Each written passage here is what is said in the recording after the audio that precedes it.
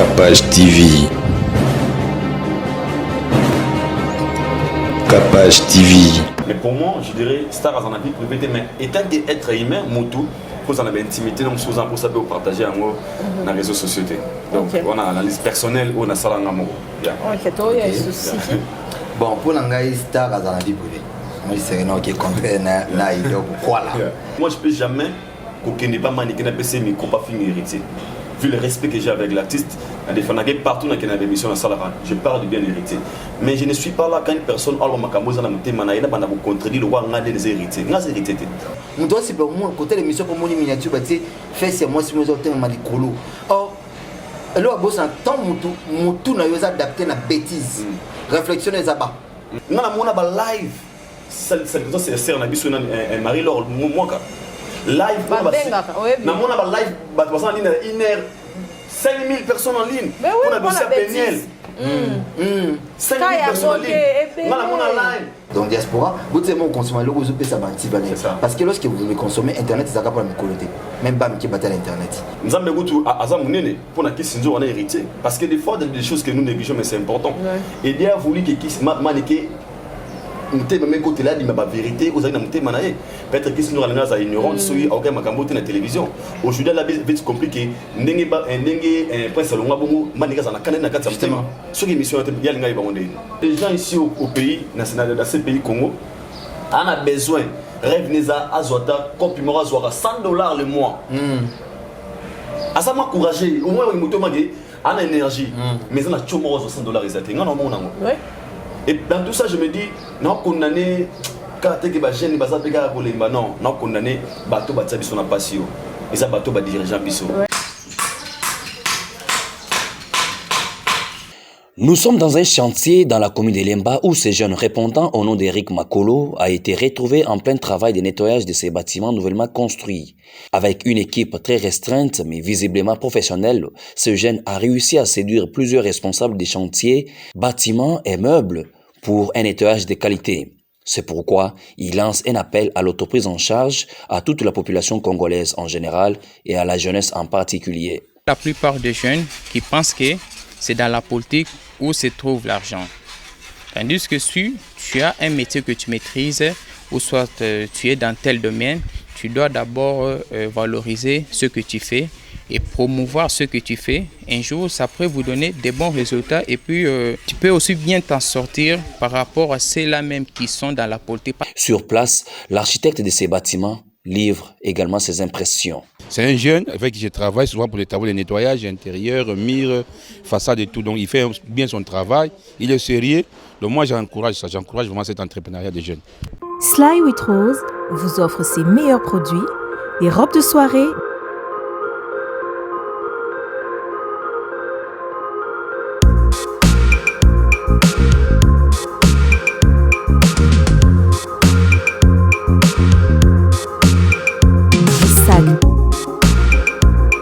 chaussures,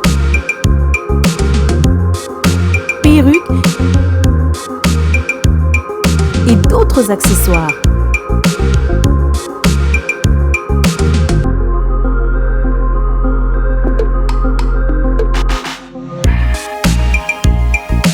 Nous sommes disponibles partout dans le monde, 24 heures sur 24 et 7 jours sur 7.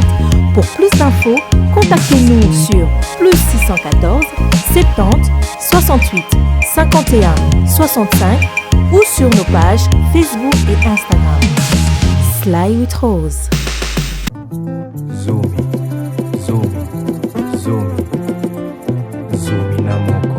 Lupemba, premier studio d'animation 3D pour l'éducation des enfants en Lingala, vous présente Zomina Moko, une cantine d'Afrique en Lingala pour apprendre aux tout petits le Lingala en 3 minutes. Un mélange de répétition orale et amusement, un cocktail parfait pour apprendre les mots du quotidien à domicile.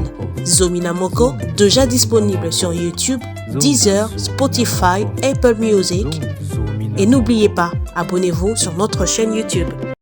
Mwambe, Liboa, Ekokite, Zomi, Nasale Loboni.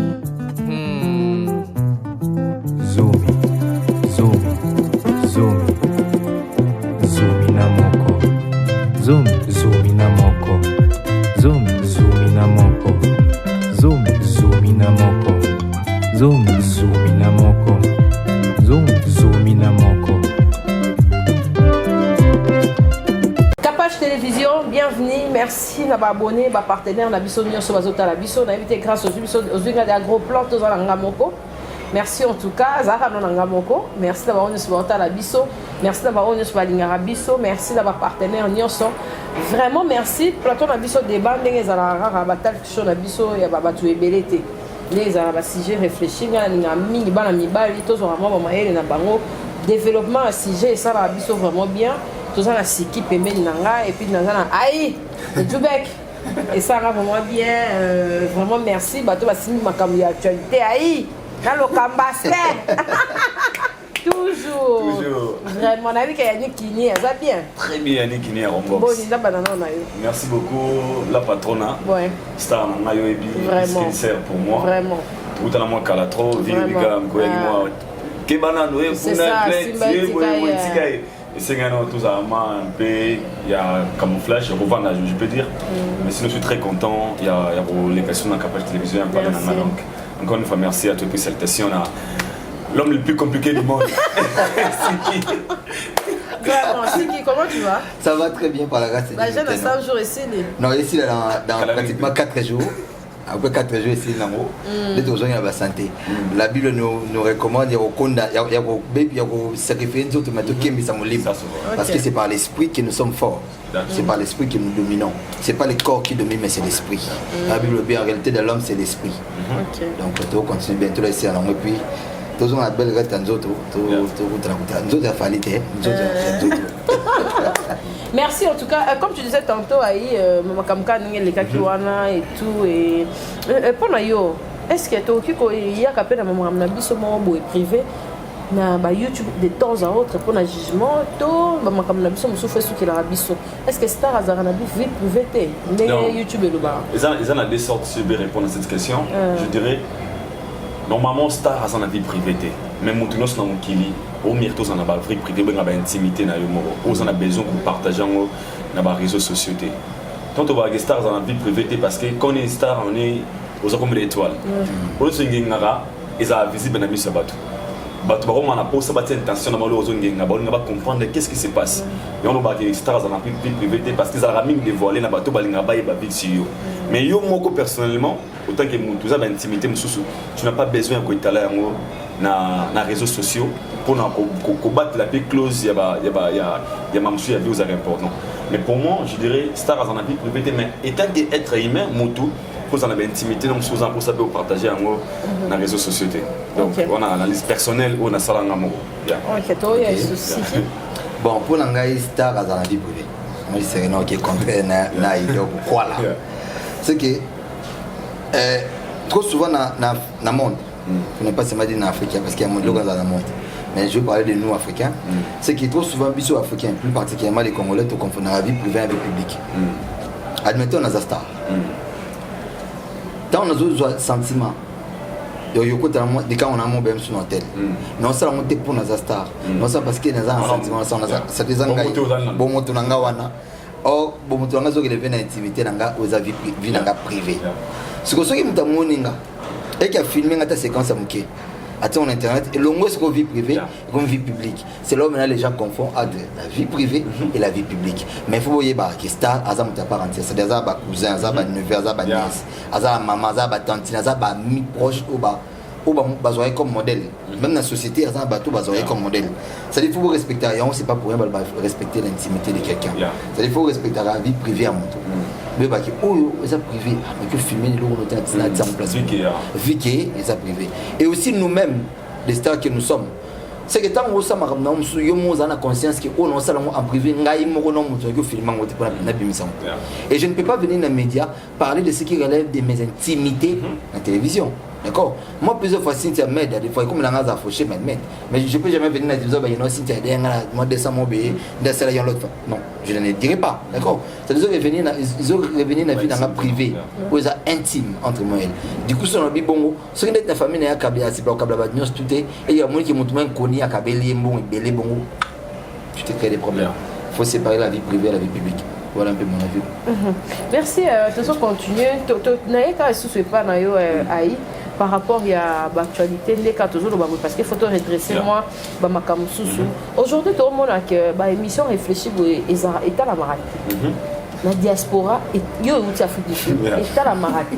Je sais. Mais si il y a tout le monde qui va dire qu'il y a des gens et comme il y a baliboso mani keke hôpital eza yango wana te po toyebi ke bemission mosusu esalama na ngona mosusu eutaki déjà osalama na filme bazwaki boye bato bazosepela na bango batala rentabilité eloko moko ya bongo ke batala baémission ya boye après baopesa siko tor bosalaki bongo mpona nini mais omona bavue oyo eza na baémission ya bongo mpona yo okoloba déjà à la base hypocrisie ya bacongolais to badiaspora kande baobebisa biso na Congo à la base nalobaka déjà bato baconsomaka biso faut que vous santé, auto salara oyo eza métier na biso bien sûr tout ça en vrai mais la base est sur business. Faut pas tomber sur la parce que capable TV à foutre place sur la ville. Na Gombe. Capable TV à foutre courant, foutre maille, capable TV à la personnel au ba vivre awa. Donc capable TV dans on sala loko et que musala nga ngo mais aye ba pe qui a son intérêt moko au fa gagner sur elle. Ça veut dire quoi? Na niveau business. Aujourd'hui beaucoup de gens comment condamner les lots. Vous donner un exemple. Mon mettre hôpital pour côté microté. Laisse-moi vous dire une chose. C'est moi Nadia Nambasu. Oui.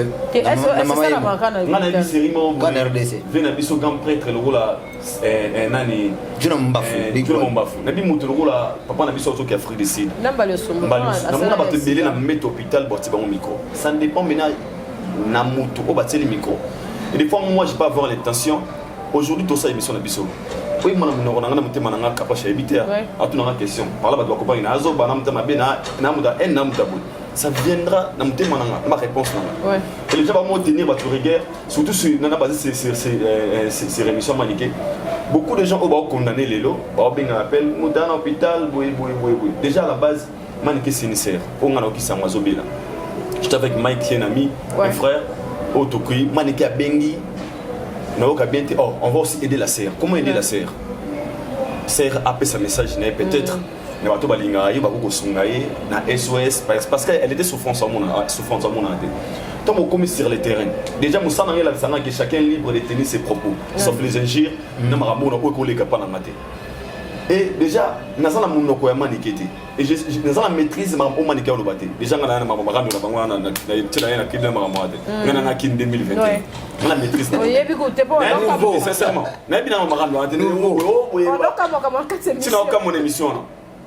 Mais c'était vrai. C'était vrai. Parce que nous avons eu. Et nous avons l'église qui a débordé. Non, non. Vu le respect. Déjà pour ceux qui disent que les émissions à dénigrer héritier c'est un artiste. Je ne pense pas qu'il y ait des propos à maniquer pour déstabiliser héritier. Héritier a été ingéré dans plusieurs noms. Dans plusieurs personnes vont attaquer héritier. Même des gens au bazar proche héritier on a décidé du nom de Karine Mokonzi où héritier a été soi-disant. Aujourd'hui à Talissan Manouki. Mais tout le monde a répliqué héritier on a bêté. Aïe comment ces choses se passent. À la base, tous les gens sont consommateurs.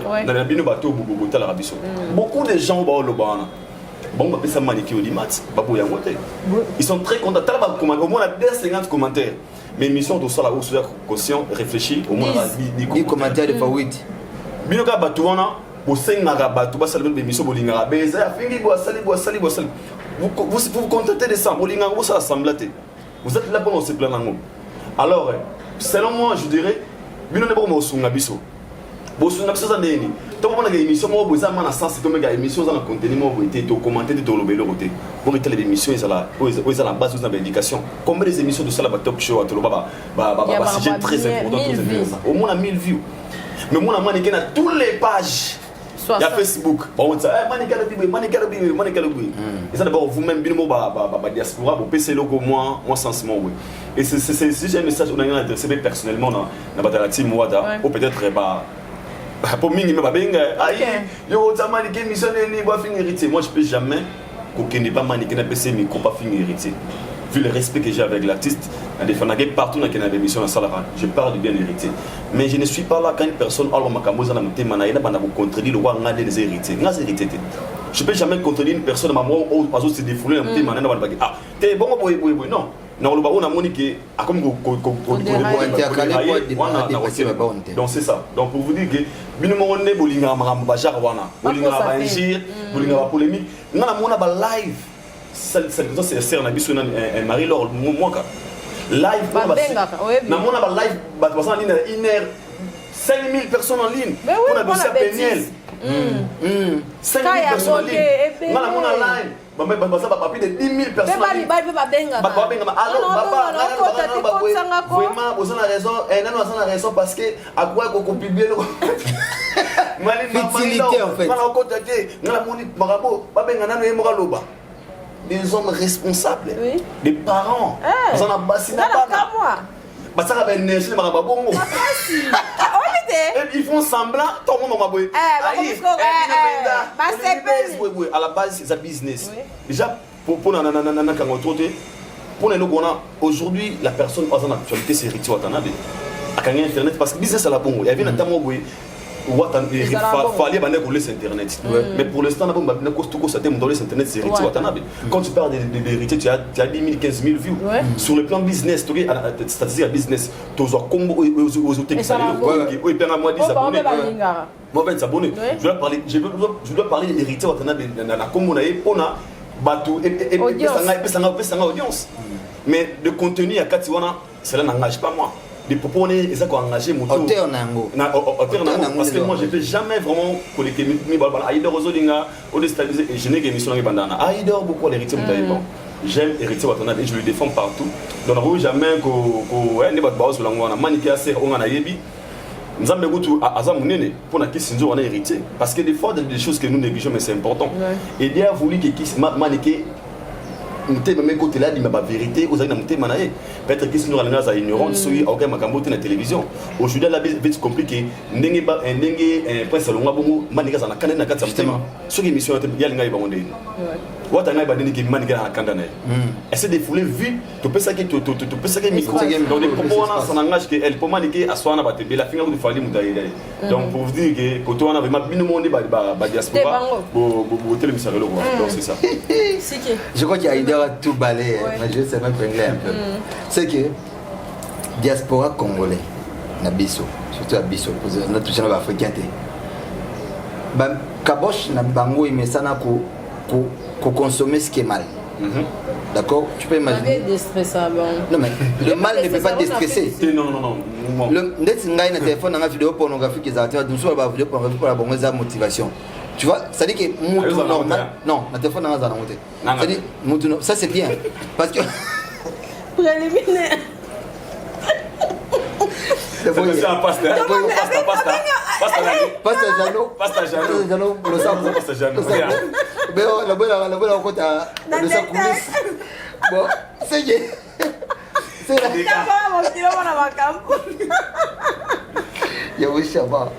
bon, je disais au moins il va avoir une image. C'est pas ça. Au moins il y a mon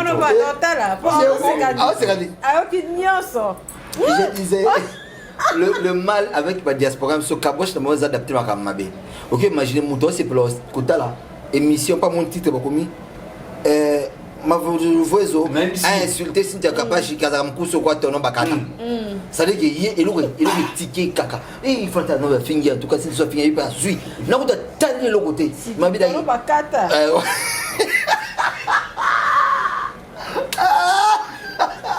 Ah, écoute, tu m'as dit que tu as besoin de baler. Tu as besoin de baler. Tu as besoin de baler. Tu as besoin de baler. Tu as besoin de baler. Tu as besoin de baler. Tu as besoin de baler. Tu as besoin de baler. Ngazambinga bonga yeso ngamlenga zamnene oh asa mukuse bula bwe muto se porter l'émission pour muka topic comme on dit en anglais titre wana kaka eza pour ba fini muto c'est pour moi côté l'émission pour moni miniature ba ti fait c'est moi si moi autant malikolo oh lo abosa tant mutu na yoza adapter na bêtise réflexion ezaba mutu ozaka ça kabosh ça adapter ça formaté non c'est pas quand loza insensé. Nous avons un saut qui permet tout autour de cette éducation, c'est-à-dire apprendre l'éducation.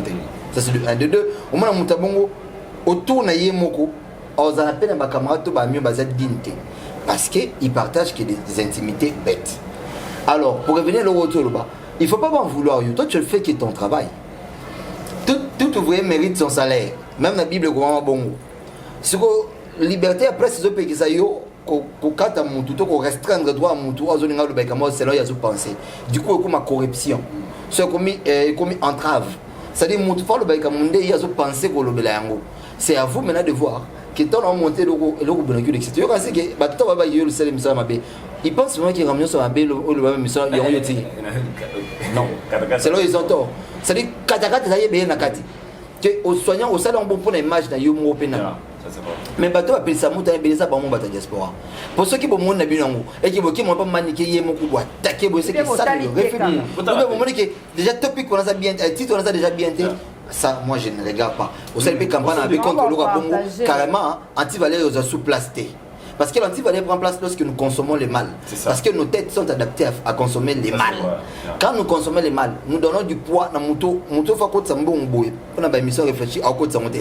Mais nous donnons de l'argent dans moto et fingama. Oui, c'est comme ça.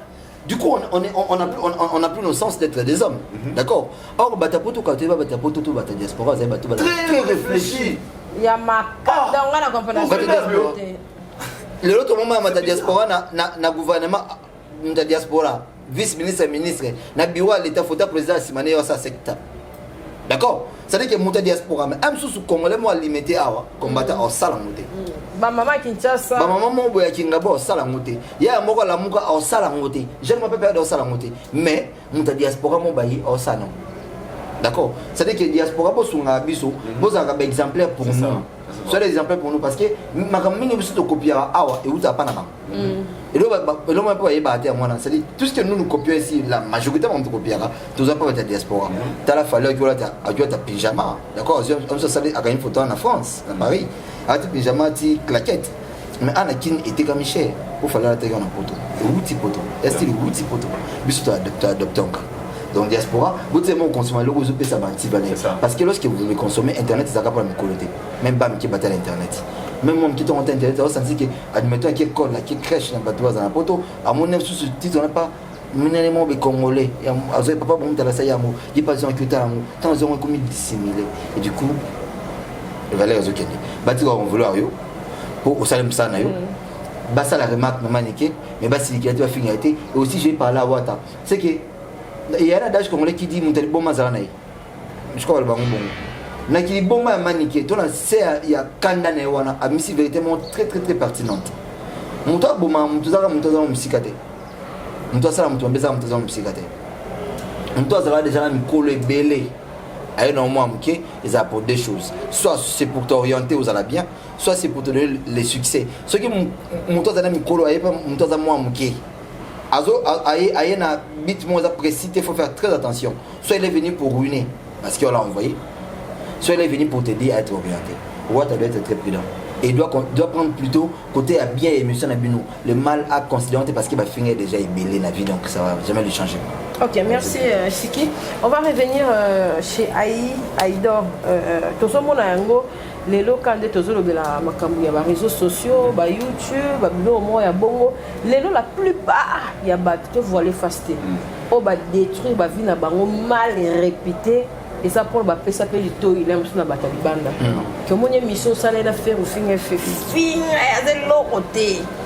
La preuve est que tant on fait ça là après mission la PC moté papa Hervé bat mission soit disant bazar pe ba golo ba c'est pas non mais ngala mission na mona loi et mission teza mission te mela bima na mission contre molema pour la mission série wana zaela ba l'autre mais na or que na mona musika mais ba tourner mission ba c'est pas fa loba ok miti a fait ça ni alors ok et loko ka ba no sala ka faire bien ko lobate na wana pour mutunyo so comme mutunyo so ti mais on ni bat misu ba mona ka o eza de lo mais o ya lobby zo mona yango te so to chepe na poa mingi to chepe na poa ka mingi ya bato libanda ko bango poto ko sa te ba vie bele to dépendant na bango parce que bango réseaux sociaux c'est lo to lobi pe makamusu aba mama musu to no mona awa to mona bango ke so auti poto maman na bango te auti poto sentir bagage mais les lots Linzanza on dirait qu'il faut que les sondes kuna na YouTube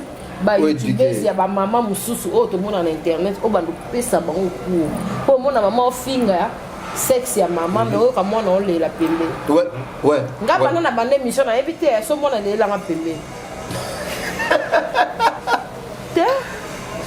il y a on a besoin comme sujet bosso que ça séparation entre vie privée et vie publique il y a un moment dans la pembe la réponse est claire oui bah ça c'est pas sur bazar internet mutuna mona mwana azati voilà c'est ça la vie privée privée ba clasha ba sala azati il va se calombo ko tayo auto mone calamité ah mwana o kidia ko linga be mona mona rete vous comprenez yeyo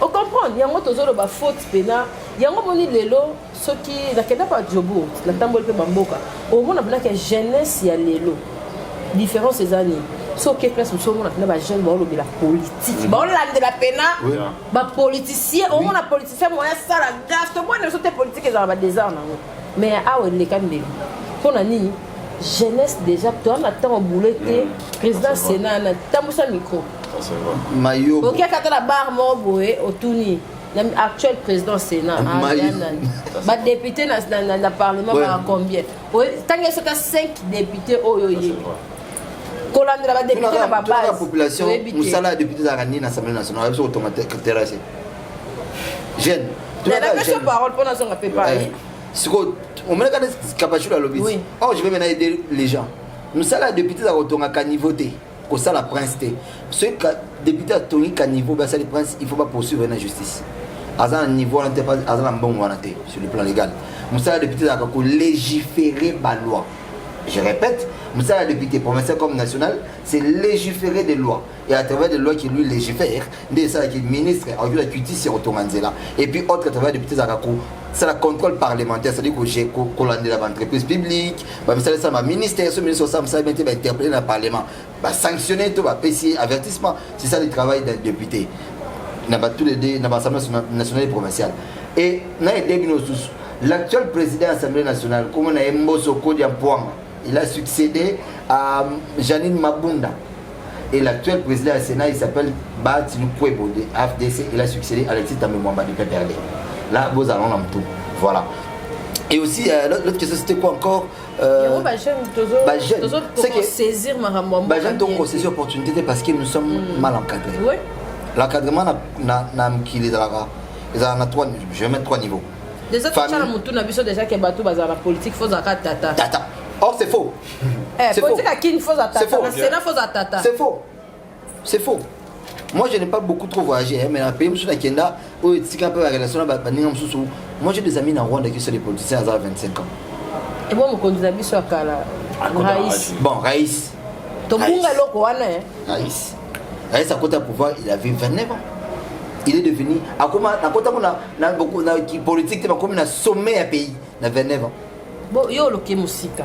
Na monazana modératrice mais na côté non les solo na biso toujours partager par rapport à Idor et bon papa na biso ba boti na biso mo na ba âge na biso déjà na ba âge oui to zara de combien na maman biso ta rappelle nga na âge no déjà na 5 na âge no déjà papa a vu na sominda kwa tongi c'est voilà tozonga na mais ce que ba jana lelo to comment préférer na biso vie na facilité.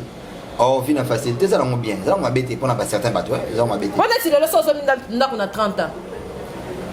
Ça l'exploit. Ça l'exploit le plus grave. Parce que on a 30 ans aussi. Si on a 30 ans, c'est mais qui soit pédé.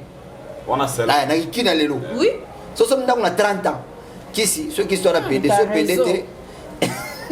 Non, tu as raison. Tu as raison. Oh, à côté de la vaille. Ah, yo, qui va dans le quête. Non. Notre caboche doit fonctionner. Tu es dans la classe, Mobutu n'a jamais été universitaire. Kassavou n'a jamais été universitaire. Lumumba non plus. Bah ça va classe moyenne, ou bien classe moyenne. Si vous êtes Congo, il y a Lumumba na Kassavou. Zo Congo na Mobutu il y a différence. Zo Congo ya Lumumba, na Congo ya Kabila il y a différence. Zo Congo ya Lumumba, na Congo ya Félix.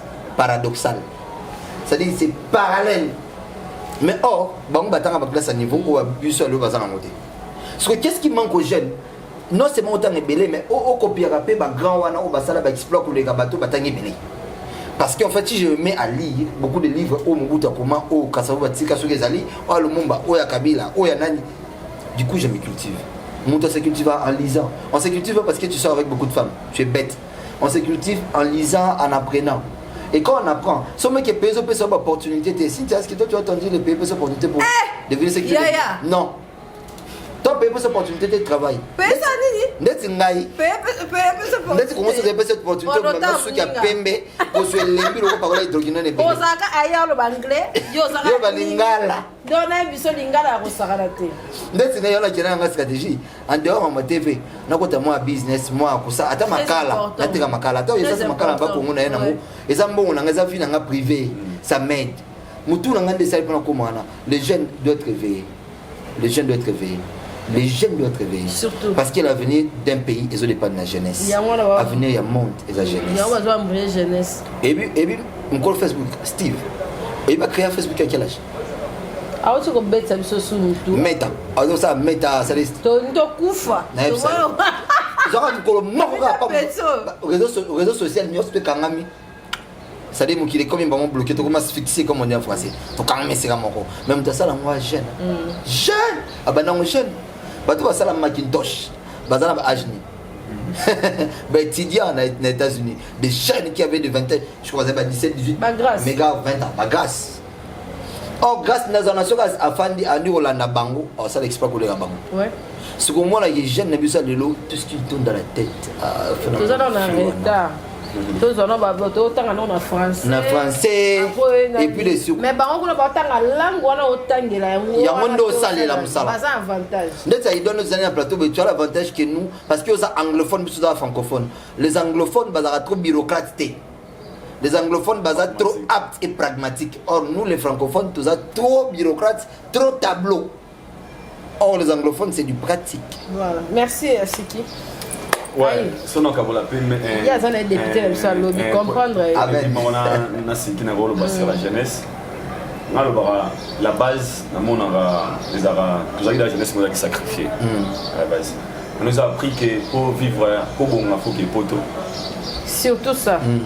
On nous a appris que pour oser bien, il faut. Obimamboka. Mais tout le monde a exemple de Batoto. Parce qu'il y avait un moment où la jeunesse, tu vas envier Bato Baobenga Badjika. Ouais. Donc tu es là, mais si tu as une orientation, tu as peur à la cause. Père me soupe, à cause de la famille belée. Moi je connais des familles où la famille qui laisse les guinées, ma vie nous a posé dans bien d'habiter au boya. Et par là, ils ont le côté de la jeunesse. Nous les jeunes, tout l'ingé qu'on se cultive. Tu vois, tout ça basé dans la fertilité. Quand je parle de la fertilité, aujourd'hui, tu condamnes Mboka. Bien sûr, ce qui est clair aussi, les pays vont trop mal. On a trop Congo Pena et Zokende Mabé. C'est Koufakala. Congo Pena Mabé, n'a pas fantique tellement Congo Pena Zokende Mabé. On a massé Nathan normal. Parce que tu verras que beaucoup de jeunes ici au Congo, laisse-moi partager le bon au Kapache. Les gens ne sont pas des paresseux. Ils ont besoin de travailler. Ils ont envie de travailler. Mais il n'y a pas d'occasion. Mais il n'y a pas d'occasion. Ce qu'on a limité, 13e mairie, 18e mairie, tu vas pleurer, ma soeur. Limité. Au moins, on a animé au salabé, on est journalier. Pour qu'on lui paye 10 000 francs les journées. La journée. La journée. La journée. 10 000 francs la journée. Moutaya wana mais baye au nombre de 50 au baouta ba makala baouta ba boy mais baye au baga 10 personnes. Il s'est réveillé à 4h du matin pour un musalo ba foutre 10 000 francs qui $5. Bana ba énergie bana ba volonté pe ya kozwa. Et pas ça maïle. Ana maïle pe mettant la commune en réalité chance sur réalité. Moutouana zano c'est ma victime qui a été la mboka te ki mboka pe c'est ni. Moutouana azana souci il y a évolution à vie na. Mais nzela ya kokota ezati. Il y a des gens ici au pays, dans ce pays Congo, on a besoin, rêve Neza Azota, comprimera $100 le mois. Ça m'a encouragé, au moins il m'a en énergie, mais on a toujours $100 exact. Et dans tout ça, je me dis, non, condamné, quand tu es jeune, non, non, condamné, bateau, bateau, son passion. et ça bateau ba dirigeant biso parce que tellement mité mabe batika pas seulement na Congo et comme il rêve à monter comme il vaut mieux à Kenyatta Angola Kenyatta Brazza parce que les gens qui se déplacent ici à Kenemboka non seulement pour Azwa mais pour Azatana Azofou qui nous ont sacrifiés, ce sont des politiciens. Obama Batanga en Afrique du Sud. Obama Batanga en France. Moi je connais un ami à moi en Afrique du Sud. Il a 23 ans, il a 3 palais. Matanga. Moi j'ai 3. Ouais. Mais père n'a pas père n'a mais son papa ministre. Voilà. Dans ce pays, il y a en Afrique du Sud, mais on a les amis sur la bourse Ajimo, mais qui n'ont Congo, mais maintenant pour nous autres, parce qu'aujourd'hui, beaucoup de gens Kondanaka, Bajana Congo, Balingi, Tokoto, Balingi, Bombay, Balingi, ils ne veulent pas travailler. Détrompez-vous. Bajana, Bazana, beaucoup d'énergie, Bana, pour ça, Moussa les a. Mais on va couper YouTube, comment on va montrer parce qu'on a créé des entreprises, on a pensé, Tokanisa, pour donner la possibilité, on a peut-être, au sein de la possibilité, sur ma caméra, sur ma micro. Maintenant, c'est dans là où on a la possibilité, sur ma micro, sur micro. Galère. Ils ont un bateau, on va péder, on a la volonté, on a volonté. Et les gens, on a parce que, on a pour ça, on a $100 à Pamba. Bien sûr, on a soutenu le on a été maintenant, on va tirer. C'est pas si même à les gens beaucoup de filles à Bakindumba, à Soucha Sultan à Père à Koufi. Papa d'abord, on a l'État. On payait son papa $300 $300 à l'époque. 180 000 francs. Papa on a 5 bana. Viens à Koufi, à Tigi Bana, Tigi papa a au foot la langue avant Koufa. À Tigi maman na bana, maman na auto Koufa, jeune fille à Tigi na bande konaé. Et jeune fille on a obligé de faire homme marié peut-être pour avoir quelque chose.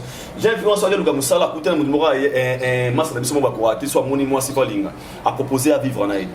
Alors ça la makamoza contre volonté naï. La souffrance, la base de tout, c'est d'abord payer responsable nango. Payer pour remonter bisoté tina sikoyo. Et pour remonter bisoté misala les athées na Congo, les gens ne travaillent pas. Mais on nous a vanté ici que voyager. Les gens ne travaillent pas. Les gens ne travaillent pas. Alors atta cordonnier à Koweït Ayate. Et moi je le dis à haute voix. Aujourd'hui 90% des Congolais vont vivre grâce à la diaspora. Sous la famille, n'a pas moins espoir. Il y a aussi un bon foot à Palin.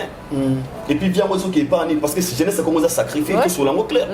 Jeunesse est à sacrifier. Il y a des gens qui travaillent jusqu'à là pour $50. Bazali. $20, oui. Pour $50 les mois, Bazali. $20 non Bazali. Alors, dans tout ça, on a un jeune trotté. On a partagé moi point de vue, on a un trotté. Pourquoi? Parce que nous sommes toujours la chance. Peut-être les familles, Père Azali, Atine Omaboua, Kimaboye, Ata Père Loa Koufi. Aujourd'hui, chacun de nous se retrouve dans le point pas coller la maison. Mais c'est dans là où on a la chance. C'est ça. Il y a des familles jusqu'à là où écoute ma papa, maman, Nabana, sombre. Moutouana a courageux, des avait courageux. Mais tant que le losa soit en relation au travail, tu es dans cette salle. Attends, mon tout engagé, mon attaque caméraman à Pamba, faut moutouana bengele senza. Ah, il y a un caméraman, c'est un caméraman. Mais pour $100, on va compter balien à senza. Alors ça, on a caméraman. Donc, la base de toute responsabilité, nous, c'est la jeunesse, c'est de pouvoir. Bon, nous avons mis ensemble Bisabiso. Le président, tout le monde a ensemble Bisabango. Parce qu'ils ont sacrifié la jeunesse. Oh, les tout le monde a des temps de pays. Il y a bien ensemble Babina Gabi. Politique et comment le loba kaka tout le monde a gêné peut-être au monde a gêné pour micro ben c'est détail monsieur micro père moi à 68 ans 70 ans jusque là azaka moi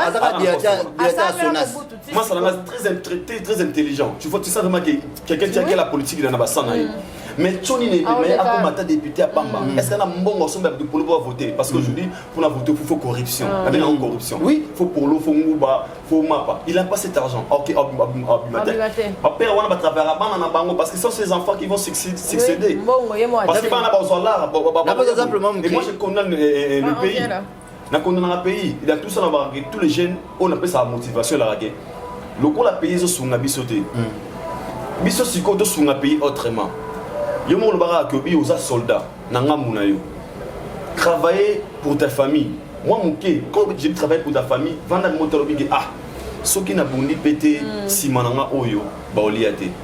Bima libanda Luka méthode ni go sala. Pelo mo appelle bachane mingi pour nana partage quoi via film on a yo biso ba ya mingi.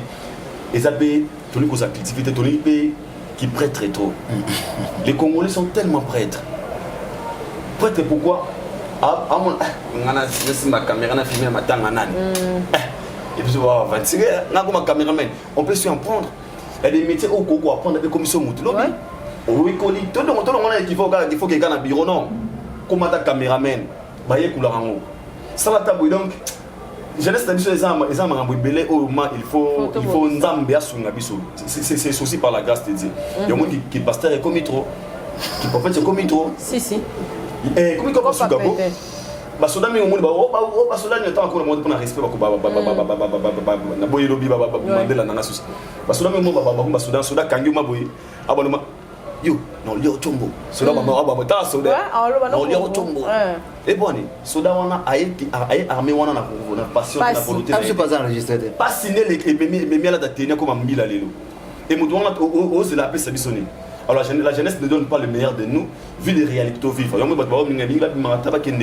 pour moi, je ne connais pas trop vraiment les jeunes, mais nous avons la grâce. Nous avons des soldats, nous avons des abos. Beta mon nous qui le sont bêtis na bomité non vivre. Donc tout le monde a tout moyen mais qui pédé n'était n'a été mais qui pédé. OK. Merci Siki, on va clôturer avec toi. Aïdo m'a boosté hein. Ouais. On va booster. Tu as bien parlé, je suis comment dire en anglais, congratulations for you. Thank you so much bro. OK. Je vais exemple on a appelé les besoins en Epsombango. Les politiciens biso Congo ba ça ma pour la bande pour la population. Exemple typique et simple. Tant balongé mabunda. Watsaki bureau d'âge. Disons quand tu as bureau d'agence, tu vas te souvenir. Il y a un député au moins qui suppléant, c'est-à-dire d'abord l'eau a permis de l'eau. Député suppléant à moi, a commis la tête de la personne à l'Assemblée nationale. Azam a député parce que son père n'est plus député, a nommé ministre, Azam ministre aussi les lopé et moi a succédé du coup. Et c'est bien. Sotali bureau d'agence qui banaya. Oh, tu as qui peut voter bango, bango zana bana bango anate. Tu as ça propagande. Parce que la bon c'est qui c'est. Biso bazoba. Pas biso bazoba tozali. Bana bon bana poto bana Washington, bazana Canada, ba otanga bana South, ba otanga na bango. Donc so biso bataba. Tu peux si bon ba voir. Bon ba tu bazui. Allez, quand il faut bénéficier, ce sont vos enfants qui sont de super diamants, des vrais gold. Comme on dit en anglais, or à solo. On peut sauter, c'est un monde en boye.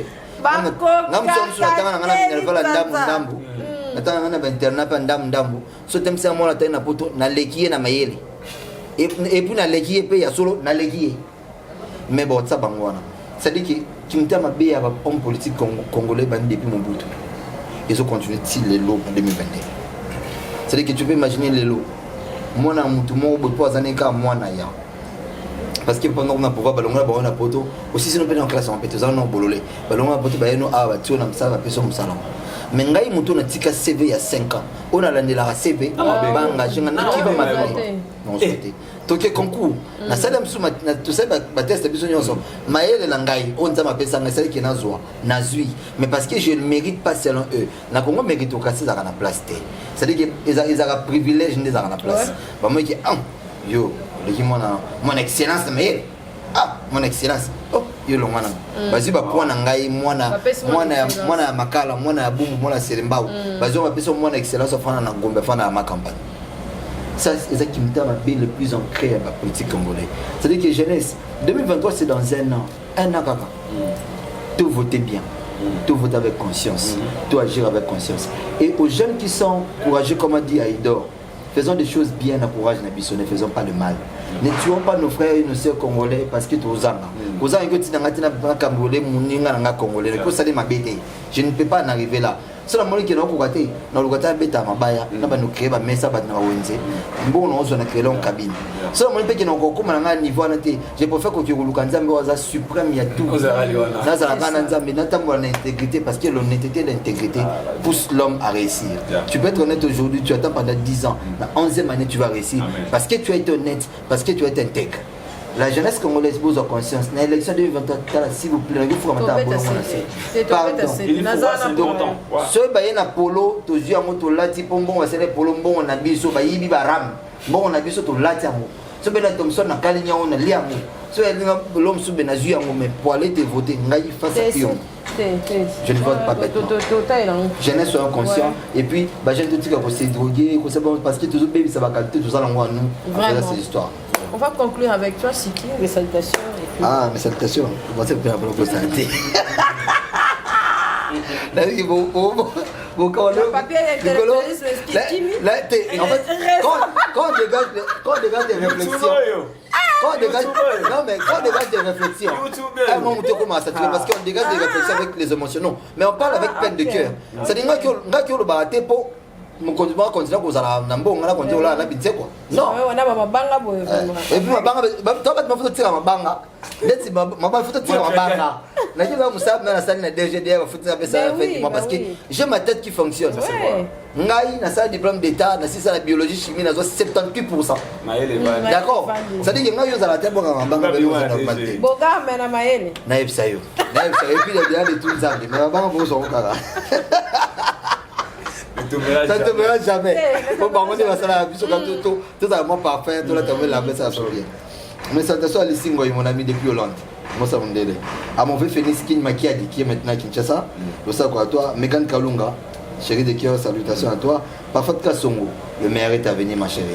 Et voilà honorable à bientôt. Parfait Kassongo Weza. Esther Moutou, Limisa, il roule de Misa. À Johnny Tsiba, mon ami, depuis Vermont, États-Unis. À Marie Longo, mon ami, depuis États-Unis aussi. À Gunther Zugamuntu. Mon vieux Gunther Zugamuntu, depuis France. Mon taille là, Nakwa Drabaka. Mon vieux Gunther Zugamuntu, bien mort donc. Je sais pas. C'est ça qu'on a eu le dit. Yannick Monganza, mon frère, Monzanga, mon frère. Yellow Easy. Et puis Vanilla Love Sim. Yellow Easy. Yellow Easy. Il va bien tirer la vie, c'est. Parce que c'est l'équipe. À Michou Mbembele, ma pote. Et à toute la famille Monjiba. T'es cham beaucoup par 15e. Et puis à Cynthia. Il faut t'arrêter à moi de Yellow Easy. Vraiment, en tout cas. Eh ben, merci, capable de clôturer. Non, profiter de l'occasion de féliciter Héritier Watanabe pour la tournée de musicien. Aujourd'hui, déjà, se retrouve à Paris. Encore une fois, c'est comme si à toujours qui m'a dit. D'abord, on a l'émission Bélénabi, orchestre en avenir. Qui m'a orchestre en avenir, était mon déroulement. So qui met la poteau après même sur le dos. C'est ce qui fait la Kima, sauf la Kima, va falloir faut pas oublier mon frère. Carrière il y a Congo, na bande différent. Ouais. Le Congo va passer sur la réalité au transport au Liwana. Et comme ça, c'est esprit moi, il bande moi, mon l'île MOP, ça bise moi. Attaque cailleuse mais c'est une artistique. Moi je pense que c'est mieux. Ok mais l'autre. C'est ça héritier Watanabe. Na orchestre Mbima, ça bon à Paris, Calami, Tétose et la Bino, on retourne en Congo. Donc encore une fois, c'est le Congo qui gagne. Par salutation. On appelle ça salutation à Yannick Kenya. Rombox, Motema Kitoko. Motema Mama Pochette Kenya, Mama Mokondi, à Mohamed Moleka. Le seigneur de la vie, Charity Moleka. Mohamed Moleka, le seigneur de la vie, Charity Moleka. Bateau tout balinganga. Vous aimez les actions, bateau trop télébiga par rapport. Tout à la rare, moi qui. Ah! Pas vrai, télébiga, vrai. Il faut boire un bateau, Big Fire, salutation à toi, et là, tolérant Ilunga. Il faut boire un moto, autant au bois qui est. À taper ce million, tu m'as la considération. Parce qu'il y a Rombox, les millionnaires congolais, c'est vraiment. Ah ben, c'est plus qu'un frère, je te peux dire. Bon, c'est la Sunze là, il faut quand même tenir. Il y a un peu de noter. Non, bon, c'est. Ah bah, il y a des choses qu'il faut ça là-bas. Oui, c'est important. Là, maintenant, on va casser, partenaire, on va boire à Bango et tout. Et bien voilà, qu'il faut boire à Bobby, il faut parce qu'il faut boire à boire. Après, comme Jijo Mabé, Cynthia Zaranabolo, on va boire. T'as côté TikTok à la minute, on s'en sert des gars. Après des années de carrière, il y a ce succès. Sans Instagram, sans Facebook, sans TikTok. Mais on a les messages, n'a pas si commenté. Ouais, c'est ça. Message de répondre. Merci Grâce Matelo, merci d'avoir Balandi Bisso. Vous avez aimé l'émission, commentez et appréciez. Partagez, abonnez-vous chez Aïdor Media TV. Succès Sinki TV. Succès Sinki TV pour un film. C'est vrai les mots. Merci en tout cas. Bye. À la prochaine. Au revoir. Mon pépé, bien-aimé dans le Seigneur, amoureux de la bonne musique du royaume, retrouvez le single Benela du frère Héritier Songolo. Comme à mon côté, épaisse Melibiso. Une chanson qui vous accompagne dans des moments de prière et toucher les trônes de l'Éternel. belela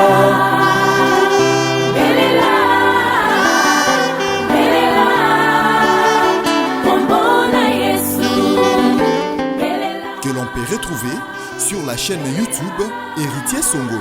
Abonnez-vous massivement et activez la cloche de notification pour ne rien manquer. Que Dieu vous bénisse. Abonnez-vous. Pisanga makasi Yesu oyebi banzela nanga natambolaka.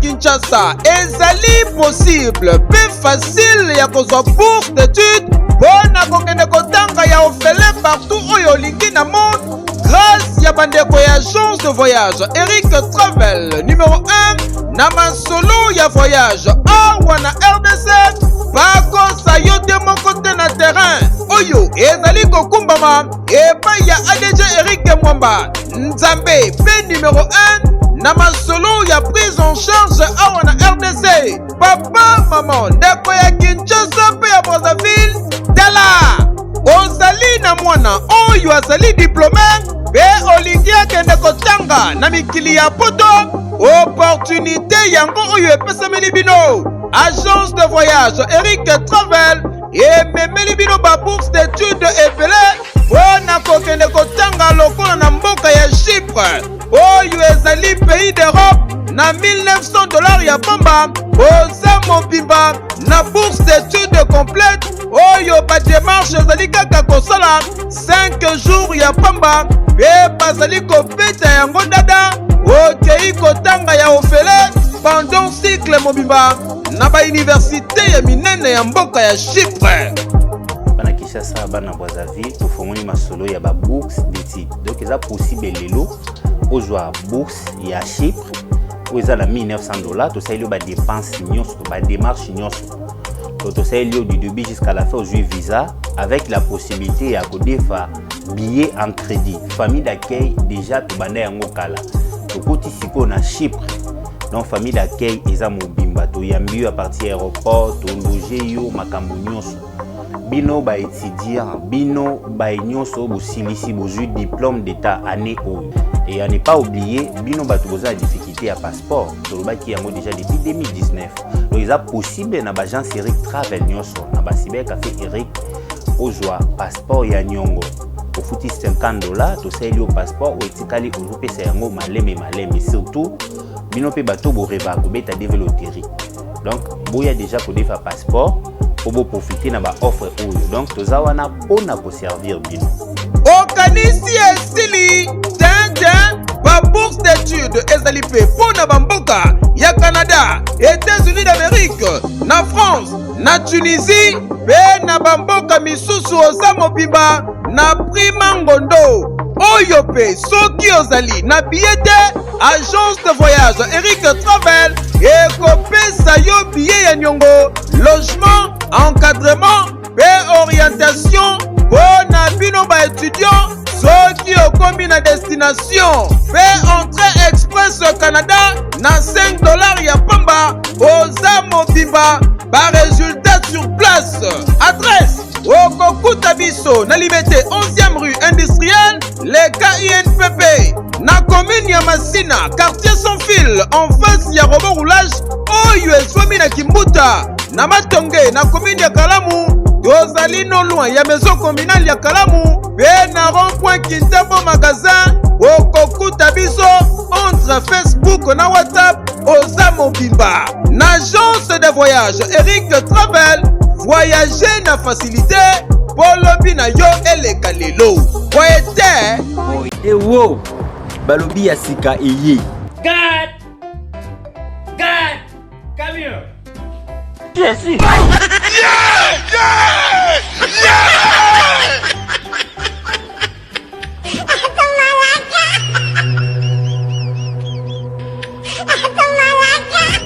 MK Boy Comedy. What's up, nigga? Oh my god. You shut up. What did you say? Since when I been your nigga? You're my nigga. Hey, you, shut up. I'm not your nigga, I'm your father. Oh my God. Ba mama, ba papa, tukindi kusabuni na kati ya chaîne na biso ya sika MK Boy Comedy. Hey man, this is my life. I want to be a musician. You forget me? Oh! Pona ba film bien, ba film ya kitoko, ba film moko éducatif pona bana na biso.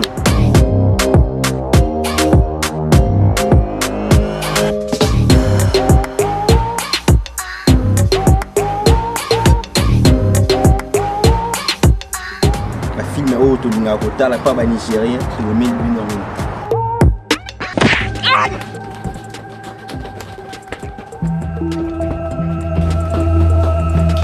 Take your computer and take your back to school. Go back to school. Go. No, nonsense. Tout s'abonner biso nyonso na kati ya chaîne na biso ya sika MK Boy. Bapode batachokote biso okay. Bapode batachokote oya baba to bapembe olingi pembe okay mwindu olingi mwindu Ruth Beauté ayebisinga nazala ha place no zaka wana konga pena posetelenga na kie osalinga bien de singa Ruth bato batunanga pakola nini ozopakola nini mikolo na zao donc depuis na oti sida fo monte kana yindi mais na yindi te na pesi chocopo donc faisons ba produit Ruth Beauté ce que savon noir quoi savon noir eza pona ba moi biso pe bata mwindoti ba mwindo sala ngane zo longo za savon noir nikie oui donc ça savon noir so saleli yango elongola ba biloko wana OK et nourrir peau voilà bato o bazana ba monike mabumu esala mwandenge bate yango ya Ruth Beauté ezali ba yango chaque soir bato bazana ba bouton belé sala wana manjare o eza pona ba bouton eza pona nduta bazana ba nduta bo consulter Kapashula bo consulter Malika Mania boyi kozwa ba produit et bato bazana kuna bato kini basomba na kini parce que tona ba kisi nyonso ya ba fesse po ye minene ezali tika boy poitrine neti yo boy eza mibali muso alinga mwasi na mais buna eso ezaka mwasi poitrine eza minene voilà lèvre ya mbebo neti ba musicien balinga ba mbebo ya rose ba garçon o en tout cas Ruth fa aider biso ba biloko ya mo ebele ngalinga na ngara tena mwindi bona za on c'est nous qui na chelo côté na ba lèvre eza ba lèvre là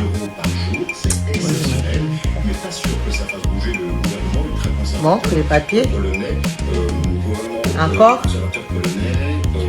montre les papiers voilà beauté rose parce que même ba jeune ebele ba quartier o ba kuma benda ba bemba ozo ni kotia Pepsodent eziki si ombebo longolo ba potentiali ba pota oyo golongolo perosize kisote oyo eza okopakola ngo na ba fesse na yo na ba katikati na biso ya ba fesse neti soko sokoli ndeti ba journée mo eza bana ba intimité ba fille ya ba poitrine ya minene makasi na bozwa aba tozali na ngo bobenga poitrine o mobali na yo mesa na solo nzoto na o solo nini oyo zo mesantia mobali c'est ça solo nini il faut tango na katikati ba nini omoni ba lèvre na biso ase otia yango pene likolo na ngo wana eza na inconvénient eza te parce que eza naturel surtout mpona bolingo mpo bafille ebele balinga bolingo bafille ebele oyo omonaka mobali remorkage na mwa moko asala kokaka mbala moko te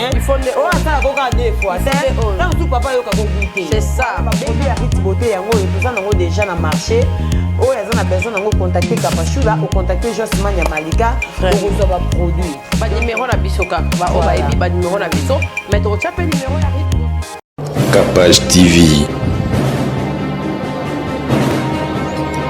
Kapage TV.